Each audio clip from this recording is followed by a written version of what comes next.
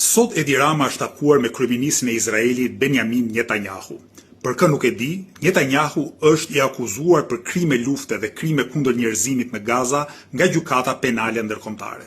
Që prej vitit 2003, Republika e Shqipërisë ka ratifikuar Traktatin e Romës dhe njeh jurisdiksionin e kësaj gjykate. Kështu që, sikur ky takim të mos zhvillohej në Izrael, por në Republikën e Shqipërisë, Shqipëria do të kishte detyrimin ligjor, jo vetëm ndërkombëtar, por përpasoj edhe kombëtar, që ta dorëzonte Benjamin Netanyahun përpara institucionit të gjykatës penale ndërkombëtare. Interesat gjeopolitika mund të kundërshtojë dikush nga ju.